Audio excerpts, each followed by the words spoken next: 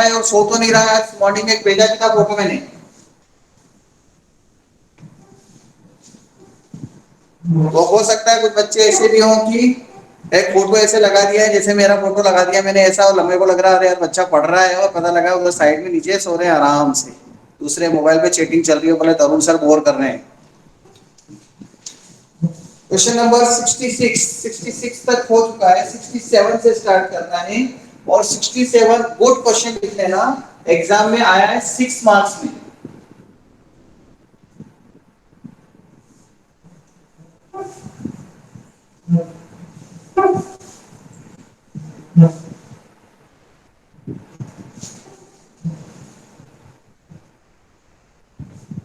Exam में 6 marks में आ चुका है इसमें। दिव्यांशी जैन वेलकम।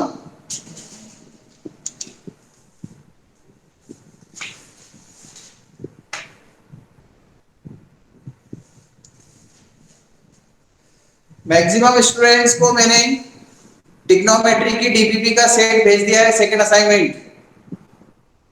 अभी तो सबको मिल गया, और जिनको नहीं मिला मैंने कल पूछा भी था, शायद ग्रुप के अंदर जिनको नहीं मिला वो मैसेज करें पर्सनली। तो जिन्हें नहीं मिला वो एक बार और अभी ग्रुप में या पर्सनली मैसेज कर देना उस नंबर पर कि हमें अभी तक डीपीपी नहीं मिली है अगले असाइनमेंट की।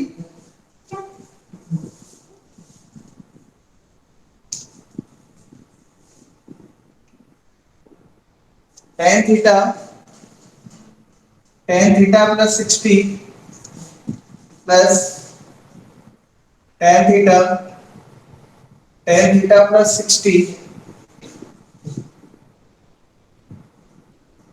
Theta minus 60 theta plus 60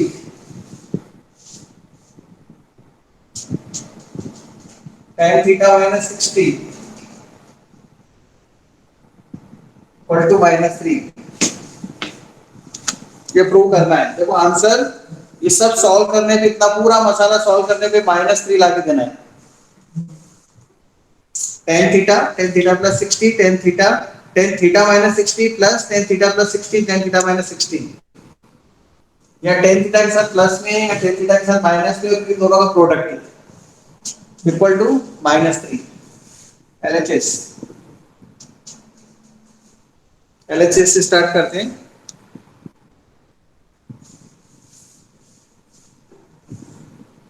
ten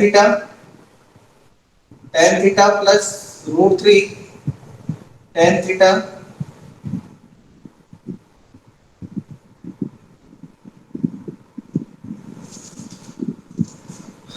पलक बताएगी ये मैंने कैसे लिखा, और कोई नहीं बताएगा? पलक सर 10a+b का फॉर्मूला है। क्या होता है 10a+b का formula? 10a + 10b upon 1 - 10a × 10b। Yes, तो 10a प्लस 10b और 1060 रूट 3 होता है। एक स्टेप खा गया, क्योंकि 1060 लिखूं और फिर वैल्यू पुट करूं, इतना हम लाइक 11 क्लास में नहीं करते, और ये आदत आपको डालने की जरूरत है। तो मैं जैसा करूंगा आप लोगों की आदत बनेगी, इसलिए ये स्टेप डाल दी थी मैंने। और नीचे भी 10a प्लस 10b ऊपर आएगा, नीचे 1 - 10a 10b, मतलब फिर 1060 आएगा, मतलब रूट 3। ये a और ये b है 10a प्लस b का कंपाउंड एंगल का फॉर्मूला लगाया, जो सेकंड थ्योरी में आता है। मॉर्निंग का जब हमने फर्स्ट थ्योरी स्टार्ट करी, plus tan theta minus root 3 1 plus tan theta into root 3। Same argument जो पलक ने बताया, या माइनस वाला फॉर्मूला लगेगा तो ऊपर माइनस नीचे प्लस, या प्लस होता तो ऊपर प्लस नीचे माइनस, और ये दोनों ही टर्म अब यहां मल्टीप्लिकेशन के साथ आ जाएगी।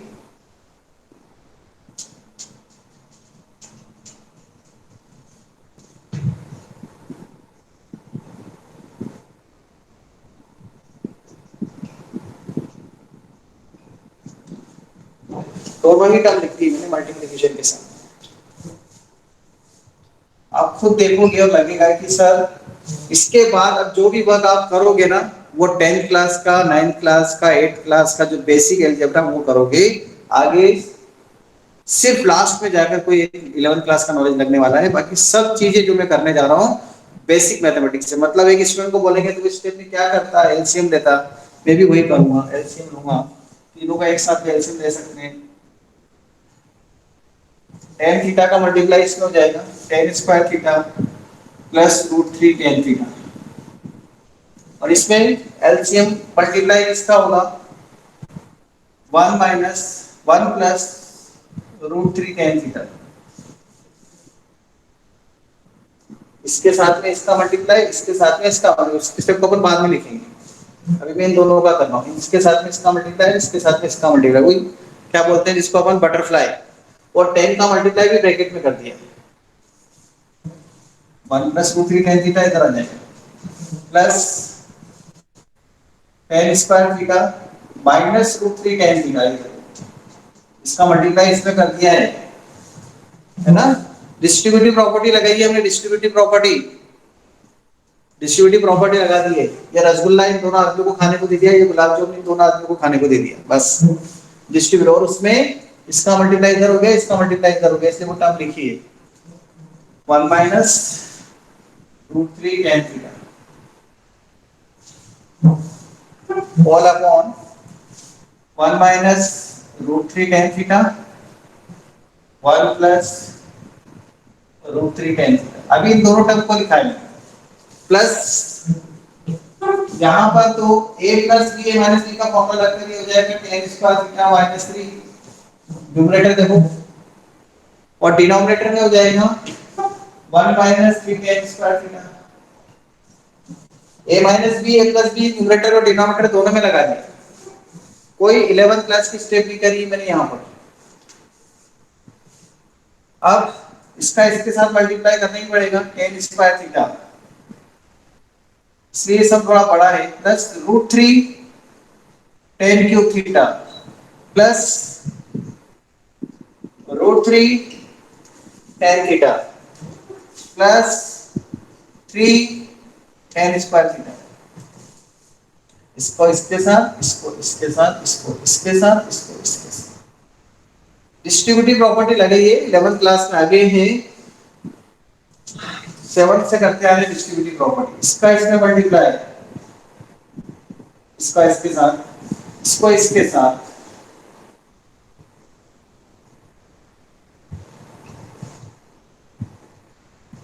Minus root three tan plus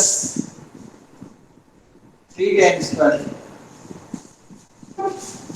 बहुत बड़ा मल्टीप्लिकेशन है, देखो कितनी लंबी स्टेप, पर मल्टीप्लाई बहुत ईमानदारी से करा है मैंने ना, ईमानदारी से करने का मतलब मेरा यहाँ पर ये है कि कहीं हमने एल्जेब्रिक मिस्टेक नहीं करी है अभी तक, और नीचे a minus B A plus B इसमें भी लग जाएगा, तो ये one minus three tan square theta आ जाएगा, ये लास्ट वाली स्टेप इधर लिख देता हूँ, tan square theta minus three upon one minus three tan square, क्योंकि उसके आगे जगह नहीं है इसलिए मैंने थोड़ा नीचे लिख दिया,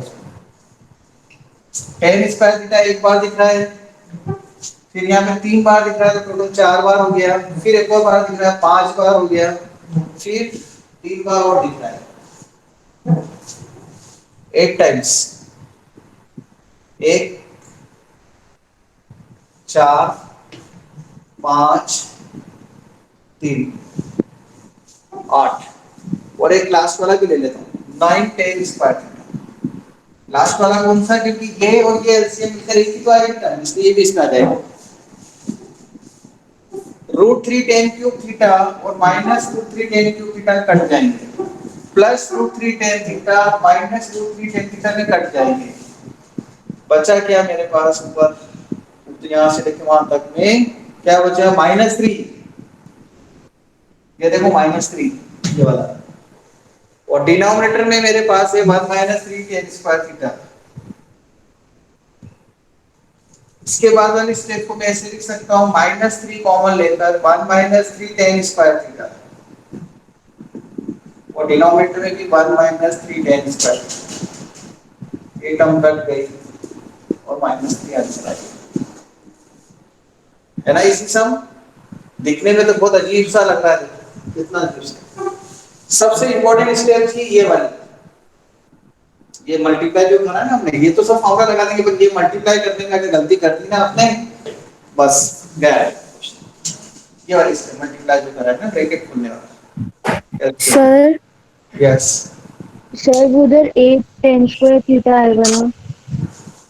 इधर यहाँ एक टेन स्क्वायर थीटा और इधर ये एलसीएम ले लिया ना दोनों का इसको भी मिला लिया मैंने, लास्ट वाली टर्म है ना उसको भी मिला लिया, क्योंकि डिनोमिनेटर दोनों का एक जैसा ही है ना, ये yes.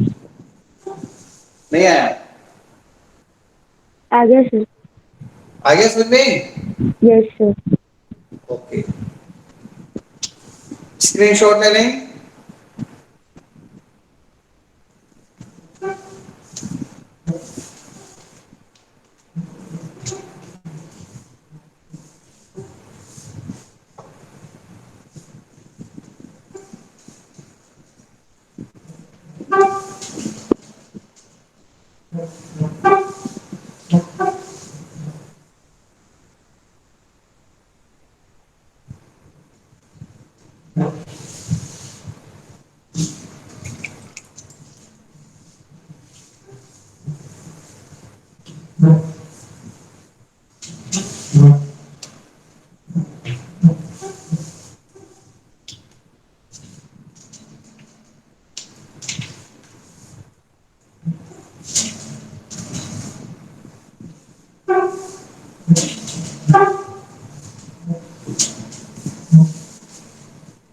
Question number 68,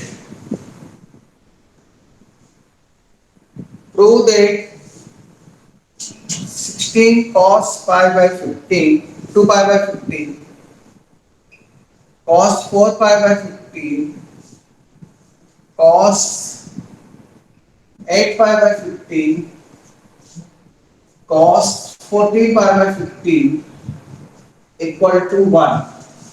This is your class work. Start right now. No hint, क्योंकि मैं ऐसे दो सम पहले कर चुका हूं, बस इतनी हिंट है, इससे ज्यादा हिंट कुछ नहीं दूंगा, दो सम पहले बता चुका हूं।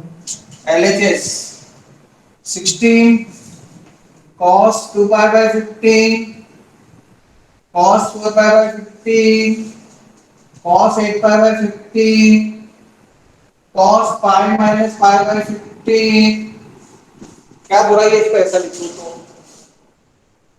क्योंकि ये हमारे जीपी बनने को तोड़ रहा है, ये जीपी नहीं बनने दे रहा है, तो इसी को तोड़ दो। तो पाई माइनस पाई बाय 15 लिखवा तो एलसीएम लेने पे देखो 14 पाई बाय 15 आ जाएगा ना वापस। और आज जो हमने थ्योरी पढ़ाई है उसमें ये वाला फॉर्मूला लिखा नहीं है, लेकिन हम ये फॉर्मूला कल लिखेंगे नए स्टूडेंट्स के लिए। cos 180 माइनस थीटा पहले दिन की थ्योरी से 180 है, मतलब 90 into 2 है, मतलब इवन मल्टीपल है, नो चेंज। cos है तो cos ही रहेगा, यहाँ cos ही रहेगा, ऐसे ही समझाया था। 90 into 2 है तो 180, नो चेंज। और 180 माइनस लिख रहे हैं मतलब सेकंड क्वाड्रेंट में, तो सेकंड क्वाड्रेंट में cos का आंसर नेगेटिव आएगा, तो ये नेगेटिव हो जाएगा पाई बाय 50। बस ये नेगेटिव का साइन लग जाएगा हमारा, और कुछ नहीं है। बाकी सारी come as it is. 16 cos 2 pi by 15, cos 4 pi by 15, cos 8 pi by 15। इस नेगेटिव साइन को बाहर ले लेते हैं, -16, और लिखना यहां से शुरू करते हैं cos pi by 15, cos 2 pi by 15, cos 4 pi by 15, cos 8 pi by 15। और ऐसा लिखने के बाद आपको याद आएगा ये वाला क्वेश्चन हम कर चुके हैं पहले। कहां पर कर चुके हैं देखो, नंबर बताता हूं ऊपर, कहीं ना कहीं वाला सब ऊपर हमने किया है, वो है क्वेश्चन नंबर 62। 62 ऐसे ही सम था, -16, इसमें हम लिखेंगे देखो cos कितनी बार है, 4 बार, तो sin 2⁴ a मतलब ये this is a pi by 15 upon 2⁴ sin pi by 15। ये 16 से 16 कट जाएगा, -16 बचे, -1 बचेगा, माइनस का साइन बचेगा बस। ये कितना हो जाएगा, 16 पाई by 15 sine pi plus pi by 15 upon sine pi by 15। अगले स्टेप में साइन 180 प्लस थीटा कितना होता है, sine 180 plus theta third quadrant में चलेंगे, साइन थीटा नेगेटिव के साथ एक पॉजिटिव हो जाएगा, और साइन पाई बाय 15 कट जाएंगे, ये बात आ गया आरएचएस। ठीक है, कोई डाउट? उन स्टूडेंट को डाउट होगा जो नए जिन्होंने अभी तक नहीं पढ़ा कि ये सर इसको कैसे लिखते हैं। ये फॉर्मूला है 1 2 3 4 बार cos है तो 2 की पावर 4, 2 की पावर n होता है, n मतलब नंबर ऑफ टाइम्स cos। और ये कंडीशन ये कि एंगल किसमें होना चाहिए, जीपी पे होना चाहिए, डबल होते जाना चाहिए, इसलिए ये वाला फॉर्मूला लगा दिया हमने यहाँ पर। कोई डाउट किसी को? ये 16 पाई बाय 15 को लिखा है pi plus pi by 15 LCM लेकर, और sin 180 प्लस थीटा। देखो आज ही समझेगी थ्योरी, बच्चों को समझ में आएगा। sin 180 है ना, 180 मतलब 90 into 2 even multiple, no change, sin है तो sin ही रहेगा ये देखो। और कौन से क्वाड्रेंट में, थर्ड, पाई प्लस 180 से आगे चलेगी तो नेगेटिव आएगा, इसलिए नेगेटिव लगाया, और एक नेगेटिव पहले से चल रहा था इसलिए पॉजिटिव हो गया है। और थीटा मतलब ये पाई बाय 15। अरे बात समझ में, ऐसे यूज हो रही चीजें आगे तक। तो आप देखो जो पुरानी चीजें जिन्होंने ढंग से नहीं पढ़ी, मस्ती मस्ती में पढ़ रहे हैं, उनके लिए नहीं है वैसी 11th क्लास, आगे भी ऐसी सब चीजें यूज होने वाली आगे के चैप्टर्स में। अब हम इसका सेकंड क्लास टेक्नोमेट्री का सेकंड क्लास टॉपिक पढ़ रहे हैं। किसी स्टूडेंट ने बोल दिया सर क्या कोर्स खत्म होने वाला है, अरे टेक्नोमेट्री का सेकंड लास्ट टॉपिक है। टोटल तो कम से कम 23 या 26 टॉपिक्स हैं अपने वो चैप्टर्स हैं, पूरे साल भर 8 से 9 महीने में कंप्लीट होते हैं, एक महीने में हो जाएगा कंप्लीट। स्क्रीनशॉट ले लिया, स्क्रीनशॉट ले लें।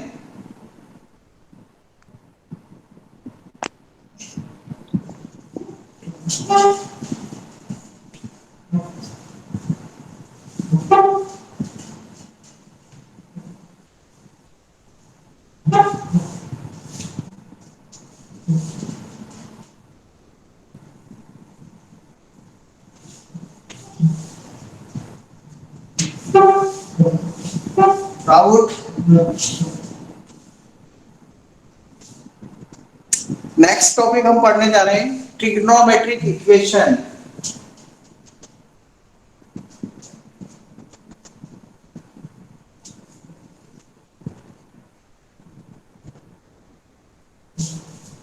इक्वेशन हम बचपन से पढ़ते आ रहे हैं इक्वेशन, लेकिन आज हमें पढ़ना है ट्रिग्नोमेट्रिक इक्वेशन। हमने लीनियर इक्वेशन पढ़ी, one variable, linear equation two variable पढ़ी, लीनियर इक्वेशन थ्री वेरिएबल भी होती है, कुछ क्वेश्चन बीच बीच में आए थे कहीं कहीं पर ए बी सी के अंदर एक्स वाई जेड में। देन हमने क्वाड्रेटिक इक्वेशंस भी पढ़ी हैं, क्यूबिक इक्वेशंस पढ़ी हैं, क्वाड्रेटिक को श्रीधराचार्य मेथड से सॉल्व करना सीखा है, क्यूबिक इक्वेशंस को हमने काजू बादाम मेथड से फैक्टराइजेशन से सॉल्व करना सीखा है।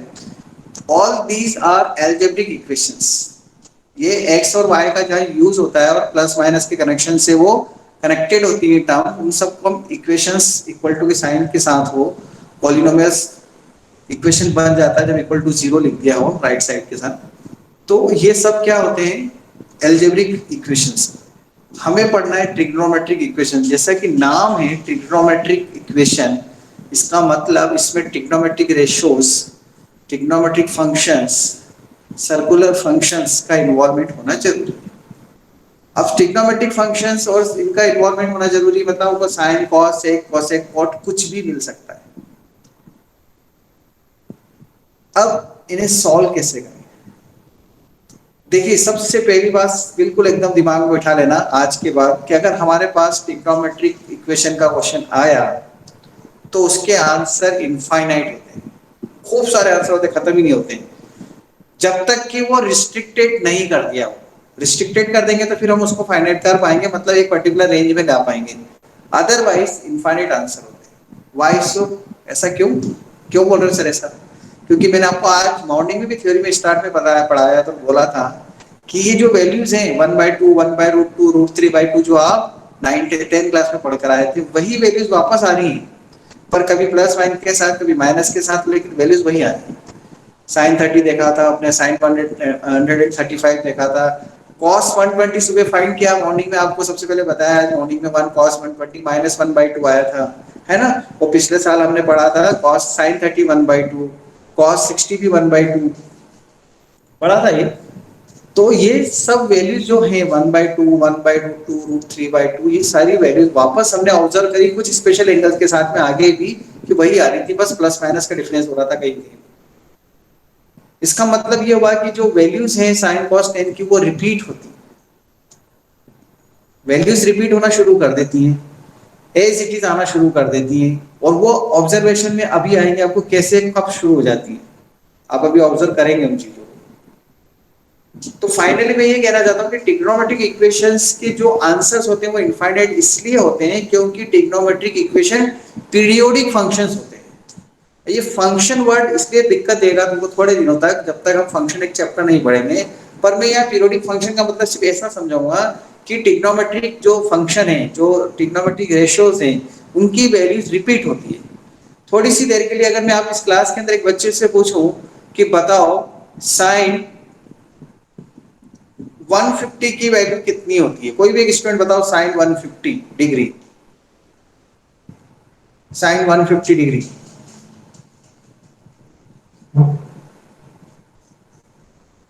बताओ यार, साइन 150 कोई भी।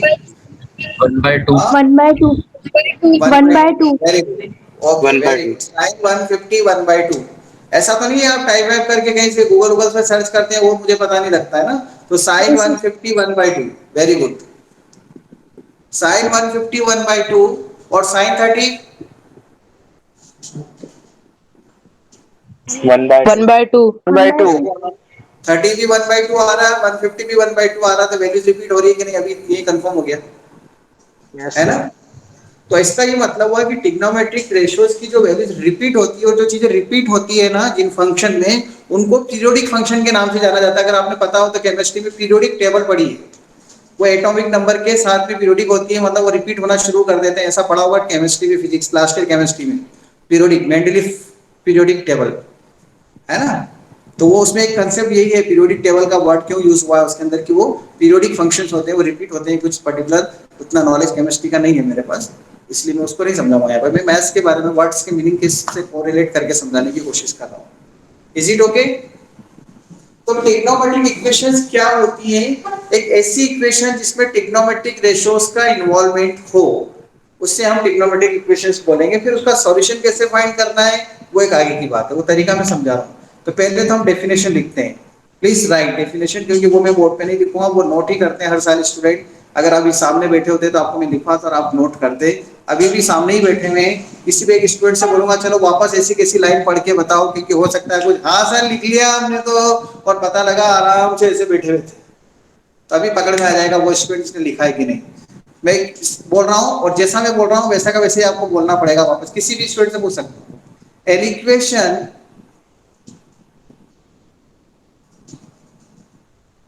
which involve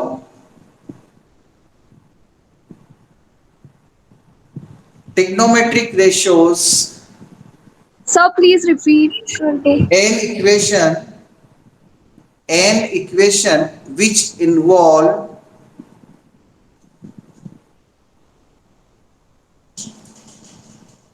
trigonometric ratios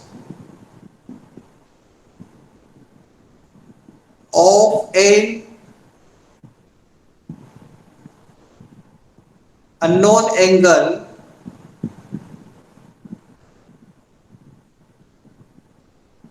is known as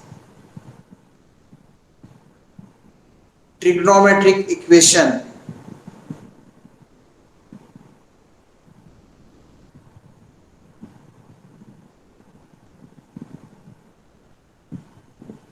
The value of unknown angle theta or x, the value of unknown angle theta or x if in between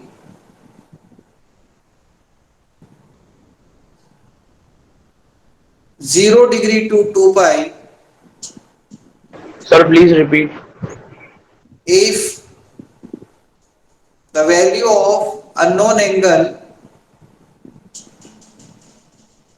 is in between theta और x बोला था शायद ना,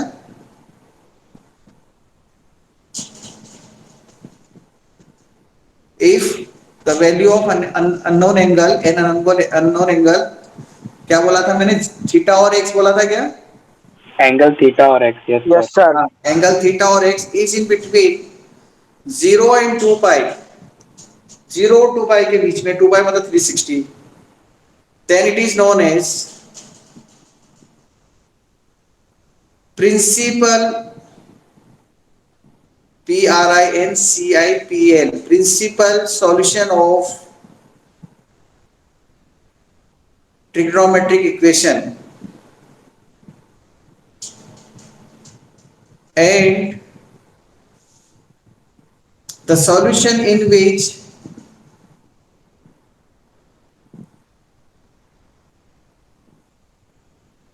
integer small n, and the solution in which the integer n, small n लिखना, is involved, मैं समझाऊंगा अभी, explain करूंगा, is involved, then it is known as general solution of trigonometric equation.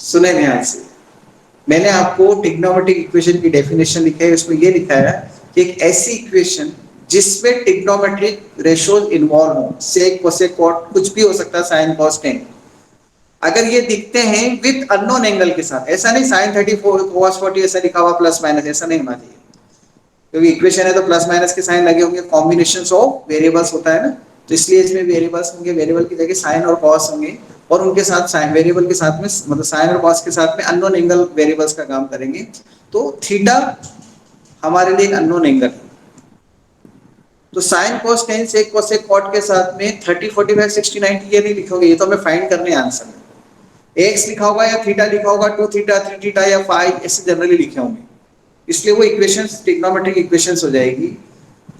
अब उसके जो आंसर होते हैं वो दो टाइप के होते हैं, एक आंसर होता है प्रिंसिपल सॉल्यूशंस, मतलब सॉल्यूशन बोलेंगे जिसे हम, और एक सॉल्यूशन होता है general solutions. So there are two type of solutions of trigonometric equation. General solution को तब तक फाइंड नहीं कर सकते जब तक कि हम प्रिंसिपल सॉल्यूशन नहीं फाइंड करें, तो प्रिंसिपल सॉल्यूशन फाइंड करके हम जनरल सॉल्यूशन फाइंड कर पाएंगे, ये कंसेप्ट यूज होता है इसके अंदर सॉल्यूशन को फाइंड करने। कैसे, किस तरह के क्वेश्चंस होंगे, क्या करेंगे, अब एक एग्जांपल देके समझाता हूं मैं। sin थीटा, एग्जांपल है simple, sin theta equal to 1/2। मैं बहुत सारी ट्रिग्नोमेट्रिक इक्वेशन नहीं लिख रहा हूं, मैं स्पेसिफिक ट्रिग्नोमेट्रिक इक्वेशन लिख रहा हूं जिससे हम चीज को समझ पाए। Example sin theta equal to 1/2। अगर मैं किसी स्टूडेंट से बोलता हूं बता थीटा क्या, तो 10 क्लास का स्टूडेंट जो आप में से भी 10 तक की मैथ्स पढ़कर आया है, वो मुझे इमीडिएट आंसर देगा कि सर हमने तो पिछले साल ही कर लिया था ये क्वेश्चन। कितना आंसर लिखा था पिछले साल, theta equal to 30 30। 30 degree. Pi by 6, यहाँ पाई बाय 6 लिखेंगे, 11th क्लास बोल रही है, 30 भी चलेगा, कोई प्रॉब्लम नहीं। पाई बाय 6 वैसे लिखना रेडियन में चाहिए, मैंने आपको मॉर्निंग में भी बताया, आंसर हम रेडियन में लिखने के रियल नंबर नहीं है डिग्री, तो 180/6 मतलब 30 डिग्री।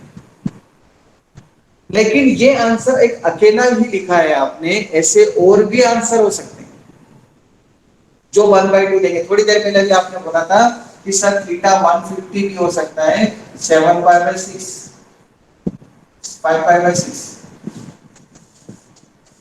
ये भी तो हो सकता है 150, और ऐसे और भी आगे आते जाएंगे आंसर, बहुत सारे मिलते जाएंगे, और ऐसे सारे आंसर को हम फाइंड करेंगे तो ये कभी खत्म ही नहीं होंगे। लेकिन ये जरूर है कि ये दो आंसर मुझे जो मिले हैं, इसके बीच में मिले हैं, वो 0 डिग्री से लेकर 360 के बीच में मिले।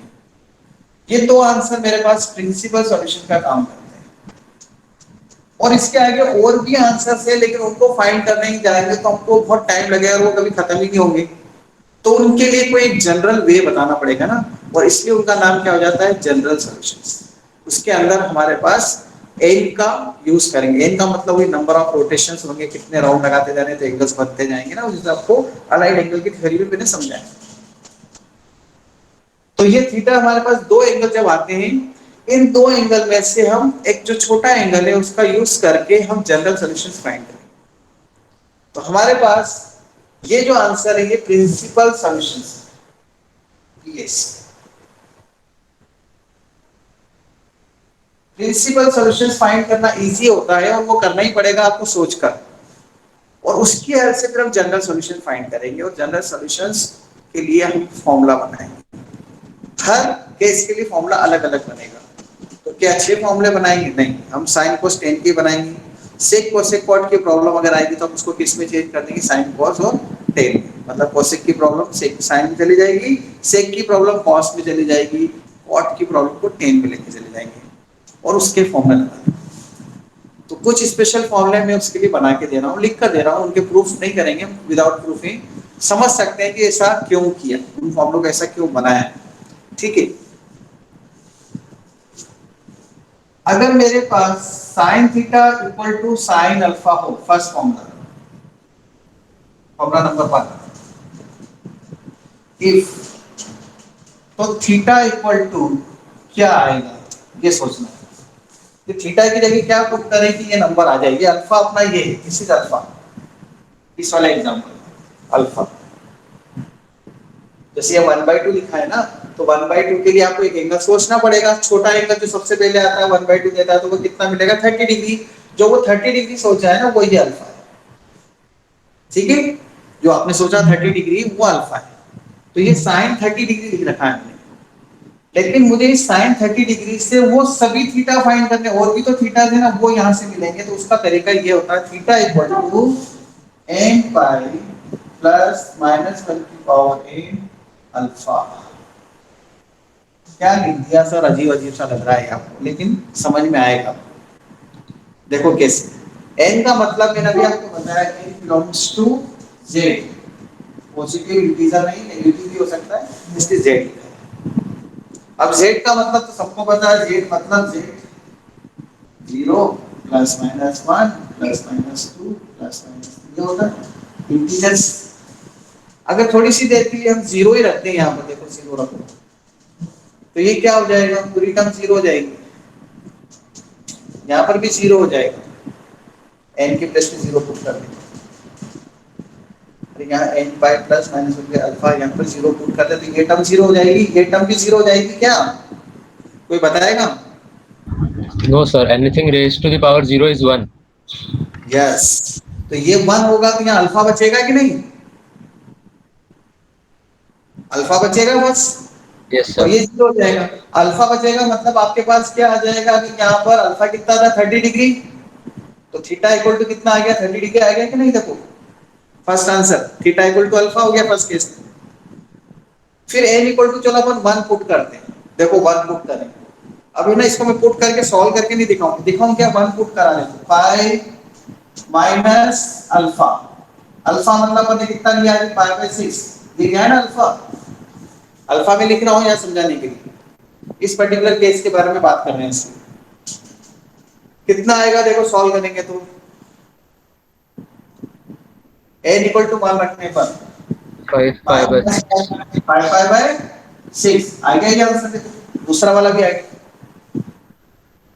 अब आप सोच रहे हो कि सर तीसरा कौन सा? तो चलो 2 पुट कर लेते हैं। ये 2 पुट किया, 2 पाई माइनस नहीं प्लस पाई बाय 6। सर ये कहां गया? -1 की पावर 2, कोई बताएगा?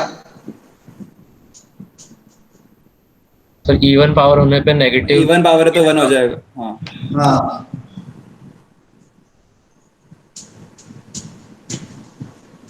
टू होने से ना, स्क्वायर होने से, एनीथिंग रेज टू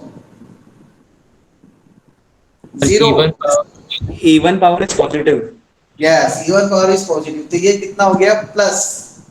और यहाँ अल्फा कितना था अपने पास? पाई बाय 6। देखो टोटल आंसर कितना आएगा? 13 पाई बाय 6, 13 पाई बाय 6 आएगा ना। हमें इसकी वैल्यू फाइंड करना है, 13 पाई बाय 6 की वैल्यू, 13 पाई बाय 6 की वैल्यू फाइंड करना है। तो देखो आज जो थ्योरी पढ़ाई है उससे वो स्टूडेंट अभी पूरा नहीं हो पाया है, 13 पाई बाय 6 वहां तक नहीं पहुंचे हम, लेकिन जिन्होंने पहले पढ़ लिया वो इसको ऐसा लिख लेंगे, sir 2 pi plus pi by 6 लिख लो। और sin 360 प्लस थीटा क्या होता है? sin थीटा होता है। तो ये वापस देखो sin 30 डिग्री आ गया 1/2, मतलब 13 पाई बाय 6, 13 पाई बाय 6 मतलब कितना हो गया? ये 180 को 6 से कट करेंगे तो 30 आएगा ऊपर, 13 में 390, 390 डिग्री आ गया ऊपर पास आंसर। 390 भी 1/2 देता है। अब आप बोलोगे सर ये तो पॉजिटिव पॉजिटिव ले रहे हो, एक नेगेटिव भी लेके देखो ना सर। चलो -1 ले लें, -1 ले लेते हैं। Theta equal to n equal to -1 लिया, -1 रख रहा हूं देखो यहाँ पर, इसमें माइनस पाई माइनस अल्फा मतलब π/6। अल्फा नहीं लिखूंगा मैं, अल्फा तो जनरल लिखा है मैंने, लेकिन हमने यहाँ समझने के लिए क्या लिया है, यहाँ पर अल्फा π/6 लिया है, ये जो छोटा एंगल है 1/2 के लिए। अभी इसके किसी एग्जांपल की बात चल रही है ना, उससे समझा रहा हूँ मैं। ऐसे हर एग्जांपल के लिए तो समझा नहीं सकते कि इस तरह से फॉर्मूले बने। अब -π/6 लिया, अल्फा की जगह तो हमने -π/6 n सॉरी क्या लिया था हमने n -1, तो -π प्लस -1 की पावर -1, तो वो तो -1 हो गया। और अल्फा कितना है π/6, तो आंसर कितना हो गया इसका -7 π/6। क्या sin -7 π/6, क्या sin -7 π/6 1/2 होता है? ये चेक करें, चलो करते हैं।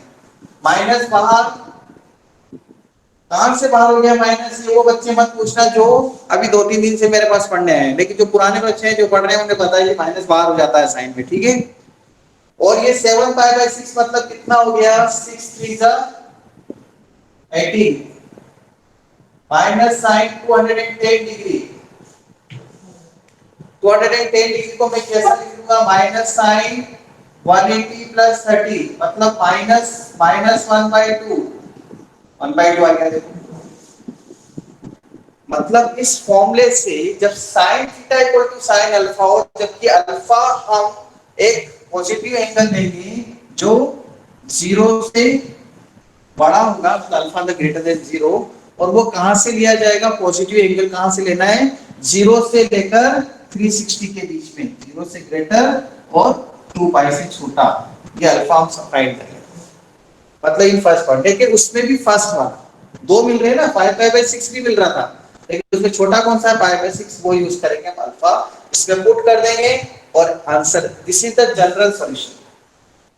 ये जनरल सॉल्यूशन किसके लिए, इस केस के लिए, ये पहला फॉर्मूला लिखा है, ठीक है। ऐसे 3 फॉर्मूले लिखेंगे हम, मेनली 3 फॉर्मूले हैं इसमें, इसका स्क्रीनशॉट ले लो। ये जितनी भी चीजें लिखी है आपको समझने में हेल्प करेगी, बाद में ऐसा क्यों किया था सर। अब एक छोटा सा क्वेश्चन दे रहा हूं, आंसर आप लोगों को अपने नोटबुक पे लिखकर मुझे बताने कि सर यही आंसर आएंगे इसमें।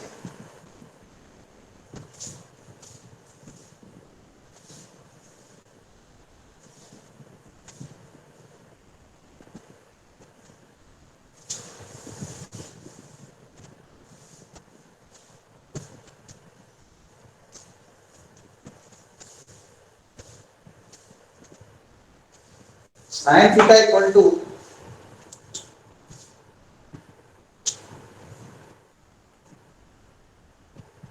√3/2, फॉर्मूला लिख देता हूं जो कि मैंने लिखा था, आपको मालूम नहीं है इसमें। मुझे 3 आंसर लाके बताओ आप, 3 आंसर्स, थीटा की 3 वैल्यू चाहिए। 3 कौन कौन सी वैल्यू होगी जो आपको √3/2 देगी, 3 वैल्यू चाहिए। 0 से लेकर 360 के बीच में तो 2 मिलेंगी, 2 बार पॉजिटिव 2 बार नेगेटिव होता है, और एक वैल्यू और फाइंड करना है जो इसको √3/2 देती है।